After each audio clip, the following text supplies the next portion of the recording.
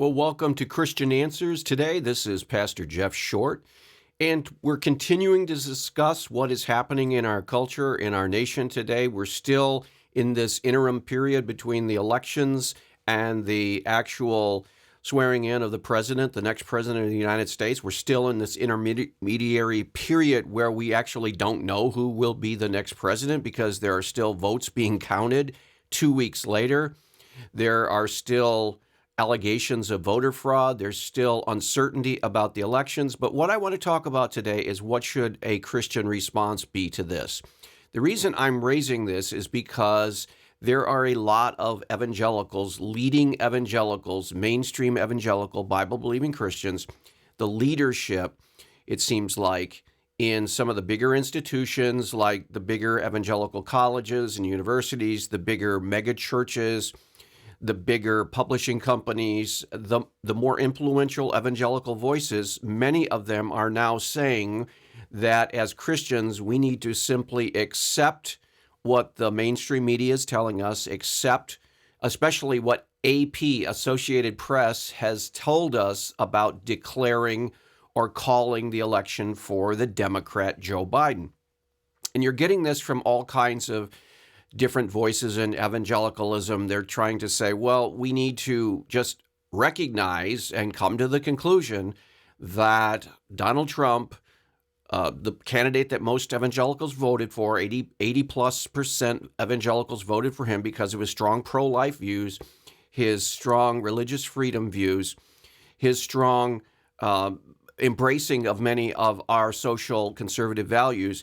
He has lost, that's what they're saying, and we need to just come to the realization, we need to get over it and move on and stop this resisting of the fact that Joe Biden is now going to be our president. And what I want to say is that is a false narrative, and that is a false path to go on. Even if Joe Biden eventually winds up as the president of the United States, even if the votes are counted, all the irregularities are tracked down and explained, and it shows that Donald Trump actually did lose by a slim margin and Joe Biden won by a slim margin.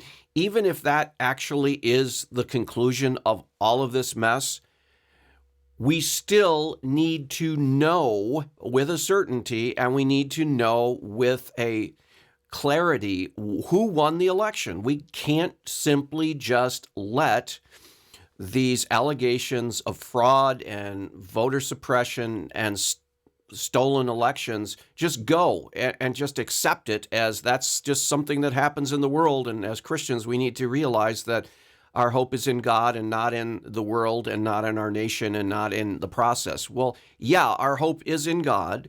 Our hope is in the Word of God. Our hope is not in this secular world. Our hope is in a better kingdom. And so we don't put everything and all of our hope and trust and put all of our aspirations in this present life. Of course, we don't. We know that. That's a sound, solid teaching. But that is different from living in a culture and a nation that doesn't care about the truth. We need to care about the truth. As Christians, we're all about the truth. Paul, the apostle, was all about the truth. He said repeatedly in the New Testament, he said, if it is not true that Jesus rose from the dead, then we among all men must be pitied because we're believing a lie. We're believing a fantasy. We're believing a myth. So it's very, very important for Paul and all the other apostles and all Christians throughout the ages. It's very, very important that we take truth seriously. We don't just accept what the mainstream media tells us. Just because the Associated Press has a tradition in this country that they are the ones that officially call the elections, that doesn't mean that this is over. And that doesn't mean that Joe Biden is therefore declared to be the president-elect of the United States.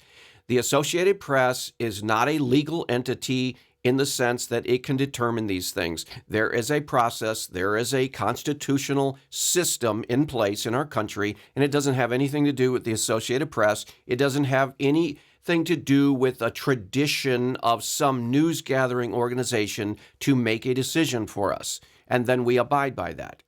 Now, I'm noticing that a lot of evangelicals and a lot of high-profile voices in the Bible-believing Christian camp are beginning to simply say, well, we don't want to appear to be obstinate. We don't want to appear to be stubborn.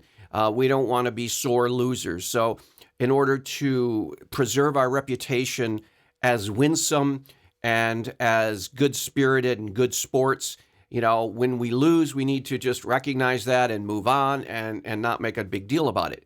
Well, yes, that's true. If you lose, you don't want to be a bad sport about it. You don't want to be a sore loser. You don't want to be stubborn and obstinate and fail to recognize reality when it strikes you in the face. But we're not there. We're not at the point where we are being confronted with reality. In fact, we are being confronted a lot of times. I've never seen this happen before, but we are confronted by unreality all the time. We are being told by the mainstream media that Joe Biden is the next president. We are being told by the voices in our pop culture, social media. If you do a video on YouTube and you try to understand the paths for Donald Trump's victory in 2020, even now with the recount, you will be fact-checked and you will be told right up front, the Associated Press has already declared that Joe Biden is the president-elect. They will tell you what to think. And if you go further and if you try to explain further and make a bigger deal of this, they will censor and take down your videos and maybe even remove your whole YouTube channel. That's the point we're at in society, people. I have never seen the amount of big tech censorship as I've seen today. There are things that you cannot tweet on Twitter right now. There are things that you cannot say on Facebook right now, or there are presentations that you can try to give showing that there have been voter irregularities, there have possible fraud, possible cheating of the systems. There are things that you can present on YouTube that you will not be you will be taken down. You will not be able to continue with that presentation because there are filters in our society right now like never, ever before. We are living in a censorship society for the first time. For example, back 5 years ago, 10 years ago, when YouTube just started, you're watching this video probably primarily on YouTube, although some of you are watching this on cable television because we have a couple of outlets for our video content. And if you're watching on YouTube, there are things that today cannot be dealt with. There's content that cannot be talked about, explained, explored without the risk of being censored on YouTube. There are people that have been totally banned from YouTube for expressing their views and expressing their opinions. And it's the same way on Facebook and Twitter. Those are avenues and platforms that are being highly regulated today. I've never seen anything like it. Now, one of the areas that's being highly regulated is speech about this election results today. It is so highly regulated what you can say and what you can't say about the elections. There is a narrative that is being imposed on our population. Christians are being told conclusions that have not officially been concluded. We are being told that Joe Biden is our next president. And if you question that narrative that the mainstream media, ABC, CBS, NBC, CNN, MSNBC, public radio, public television, if you question that narrative, you are shut down.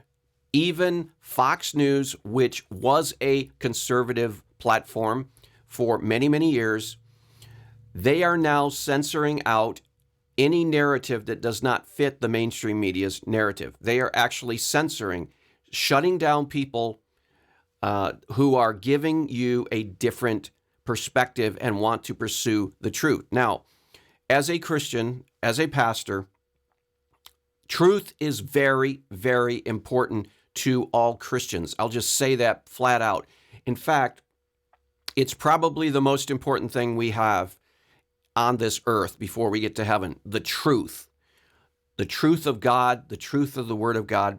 And I want to read a scripture that underscores this point. And this is something that proves that we cannot and should not just simply go along to get along. A lot of evangelical leaders, a lot of pastors, they approach the congregation from a very pragmatic idea where it says, well, we don't really know, and, let's just go along to get along. In other words, a lot of people in our society believe that Joe Biden won, and a lot of people believe that he didn't win and that Trump won. So I tell you what, let's just go along to get along. The mainstream media says that Joe Biden won. The secular powers that be say that Joe Biden won. Let's just go along with that so we can get along with everybody. And then we won't have to put up with any kind of persecution or derision or whatever.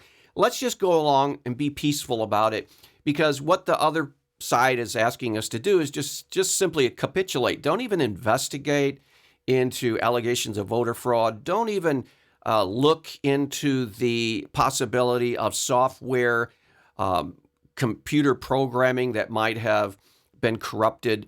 Don't even look or investigate. Don't even ask about those questions. It's better that you just not ask. And let's just go on and move on and go on to other things, and let's talk about something else, because after all, we're just tired of the election anyway. So whether it's true or not that the elections were stolen, let's just forget about it, and let's just all get along and live happily ever after. That's what some pastors are taking as an approach to this crisis in our culture. And I want to say that is not an authentic Christian approach to the crisis that we're going through in our culture. And here is an authentic Christian response. If you remember, when Jesus was arrested and he was brought before Pontius Pilate, remember the scene? And Pontius Pilate interviewed Jesus. And we hear about this in John 18, the 18th chapter of the Gospel of John. And he says, in that verse, in that chapter, Pilate says, "You are a king then." He says to Jesus, okay, you claim to be a king. And then Jesus answered, "You are right in saying I am a king. In fact, for this reason I was born, and for this I came into the world to testify to the truth." You get that? Underscore that. To the truth. He came to testify to the truth, that which corresponds to reality, that which is the truth, as opposed to that which is not, or that which does not conform to reality. Jesus came into the world to testify to the truth. Everyone on the side of truth listens to me.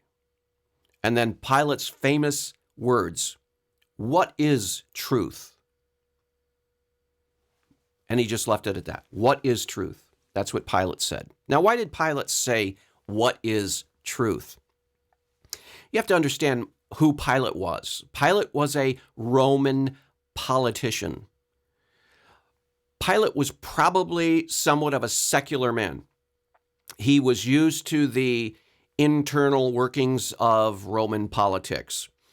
Now, Roman politics did include some voting. There were some elections, but it wasn't given to, for example, the Jews at the time of Jesus. The occupied nations, the occupied peoples certainly did not get a vote in any kind of Roman system. Some of the people in Rome did get votes, and they didn't have a democracy like we have, but there were some elements of the Roman government that did function. They had senators, they had a senate, and they had different other components that are very similar to what we had, but they didn't have a democracy like we would consider a democracy. But you can be sure that in the Roman system, because of how they were functioning, they were not functioning with Christian values. They were not functioning with biblical values. You have to realize our democracy is steeped in biblical truths. For example, why is it that in our democracy here in the United States that we have three branches of government? They're there in order to keep each other in check and balance. Now, why would you have to have checks and balances in a government system? Why can't you just have one branch of government that basically runs everything? Well, because the founding fathers lived in a basic, more or less Judeo-Christian milieu. They weren't all personally Christians. For example, Thomas Jefferson, very, very not a Christian in the Orthodox sense. He did not believe in the deity of Christ and the Trinity and so on, somewhat. But he did have a general Christian milieu that he lived in and worked in. And for the most part, the people that populated the 13 colonies were more or less Christians or would identify with Christianity. And the Bible was a very influential book at that time. And the Bible teaches that all men are sinful and fallen short of the glory of God, and no one is righteous, no, not one. We read about that in the book of Romans. It also talks about the fall of man. Adam and Eve fell in the garden. So mankind, all men and women, are fallen. They're prone to sin. They're prone to selfishness. Left alone, they will become corrupt. And so you can't trust anyone with power. So you have to have checks and balances in your power. This is a biblical idea. It comes from the scriptures. Now, the Romans did not have this kind of check and balance, and because they didn't have that biblical framework for the fallen nature of man. So there was a lot of corruption in the Roman Empire. Politicians not only lied and cheated their way to positions, they stole their way into positions. They actually performed government-sanctioned assassinations. There were, and we know about this with the Caesars. Some of them were assassinated. There were intrigues. There were schemes. There were plots. There were treasonous planning. It was a mess. Roman government was filled with corruption. And so Pontius Pilate, when he was listening to Jesus saying that Jesus had come into the world to testify to the truth, and everyone who loves the truth will listen to Jesus. Pilate, being the secular, cynical politician who probably had to bribe his way and cheat his way up to his position, he chuckled probably and said, well, what is truth? Because in the realm of Roman politics, let's just be honest, truth didn't matter as much as who you knew and what you knew and who you could blackmail and who you could cheat and who you could connive with to get power. And you formed alliances, and then you betrayed people, and it was cutthroat. And so Pilate was basically saying, what does truth have to do with it? Very cynical view of the world. And it's very tempting today to take that very cynical view of the world. And there are voices in our society that are basically trying to tell us, hey, just don't worry about the election. Don't worry about voter fraud. Don't even look into it. This is our mainstream media. You are not going to find reporters in our mainstream media today even interested in voter fraud.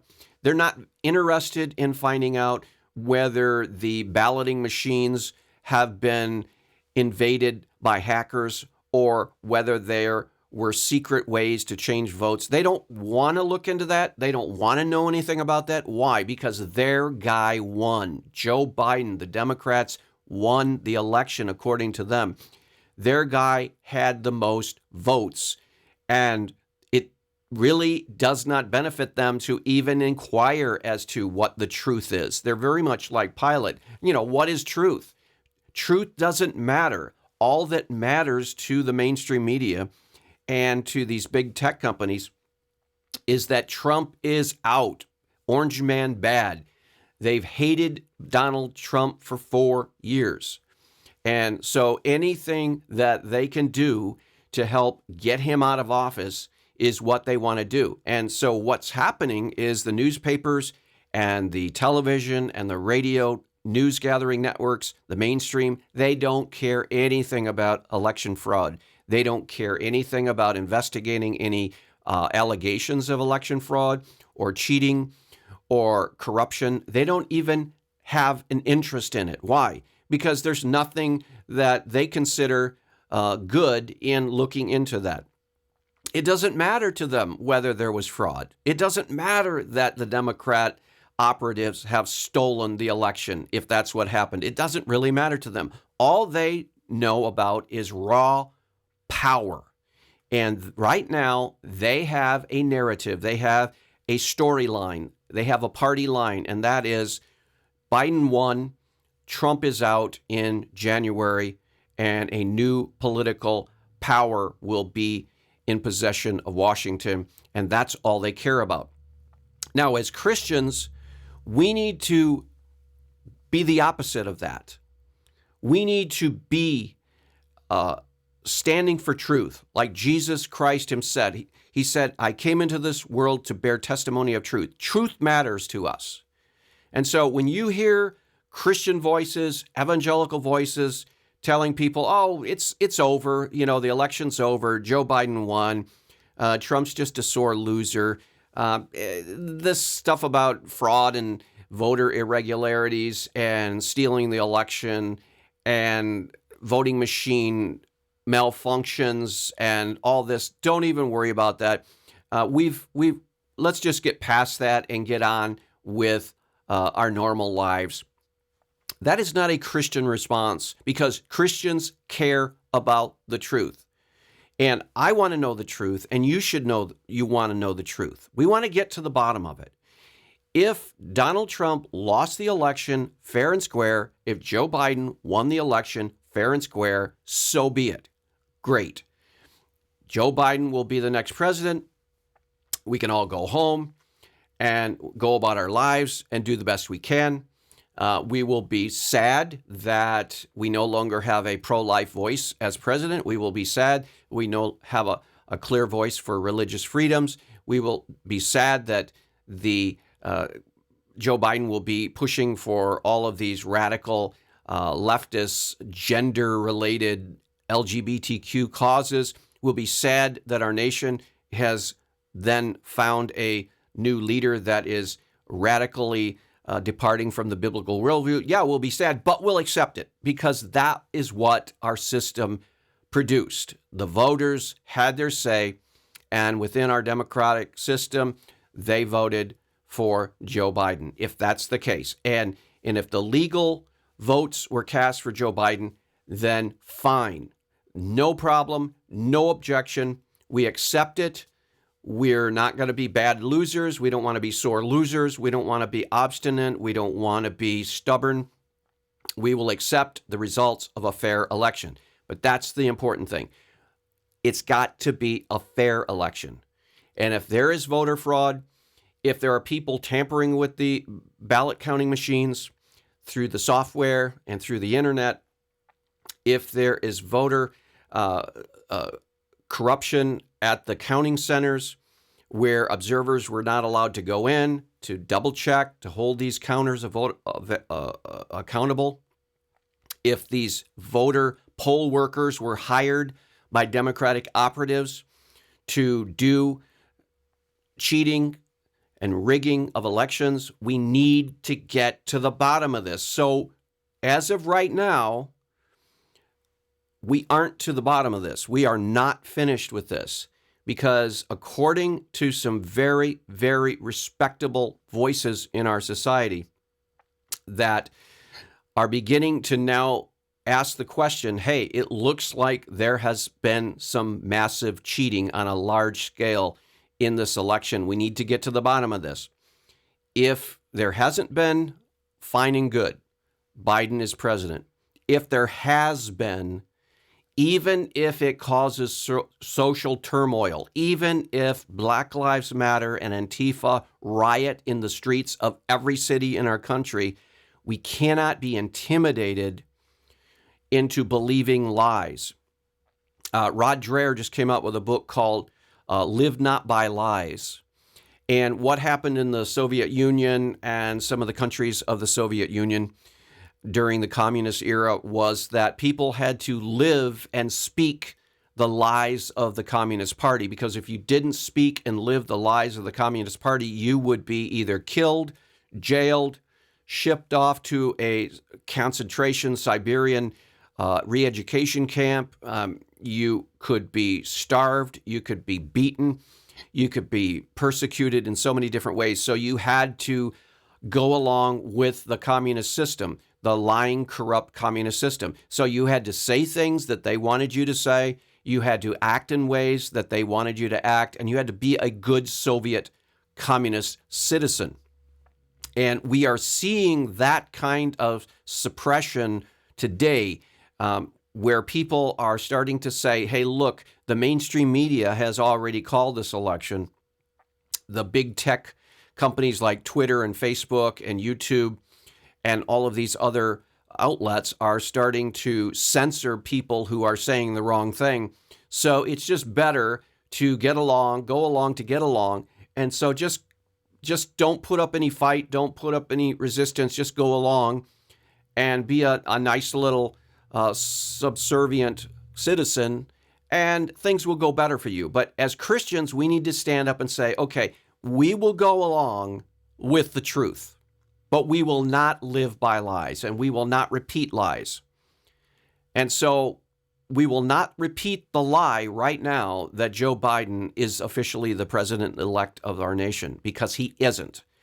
And if anyone tells you that he is the president-elect, they are going by lies. So we will not live by lies. We will say, if he's officially sworn in January, that he is our president.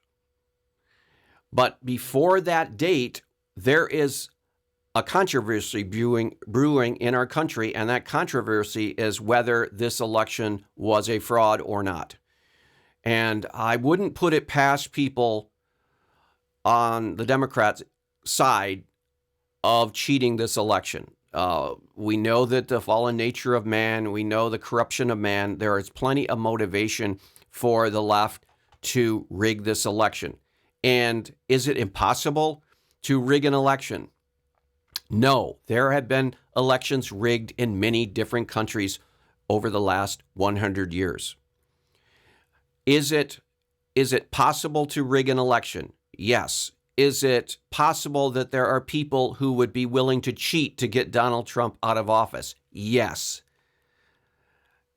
So you have the motivation, you have the means, you have the opportunity, and now we just have to find out if, in fact, these allegations of fraud and misconduct are actually true. And that's what we have to wait for. So I would encourage you, pray that if there is fraud and corruption, that it would be exposed and come to the light, because we want to find the truth. We don't want to live by lies. We want to live by the truth. And as Christians, that is all important, to live by the truth. Well, I hope this commentary has been helpful. We'll see you back next week on another program. God bless.